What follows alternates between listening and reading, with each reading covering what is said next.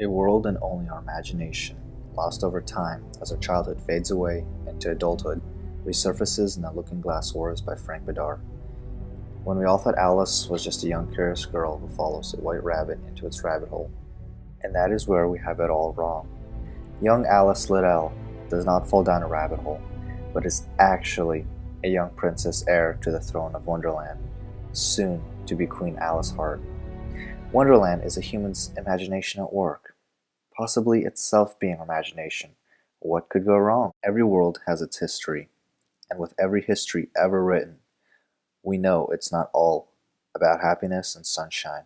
Blood was shed to get to a peaceful time in every place. Alice's aunt, Red. Time has finally come to take what was hers, in her opinion, the throne.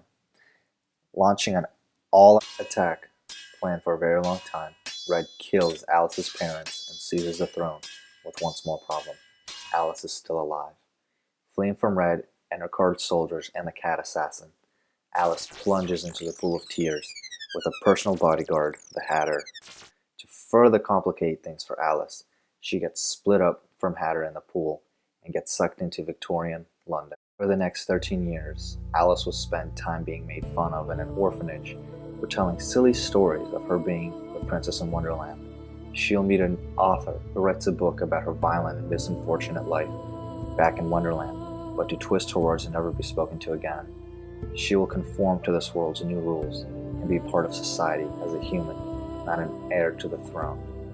Later on, she is able to finally marry a prince in London, and her wedding is soon to happen but is shortly stopped when Hatter finally finds out she is, and so do her enemies. She is the key to unifying Wonderland and making it happy again. She must now return. Will Alice have the strength and courage to fight and win against her aunt, to avenge her parents' death, and fight Queen Red? The cat stood at the edge of the cliff and stared down at the foaming, rippling spot where Alice and Hatter had splashed into the water. Lightning flashed, thunder broke overhead, and rain fell in sheets. If there's one thing the cat didn't like, it was water. Rain, showers, baths, it didn't matter which. He'd getting wet. He turned and stalked back into the forest with the scrap of Alice's dress in his fist. "You let them get away," the voice said. Jump into the book to see if Princess Alice becomes Queen Alice of Wonderland.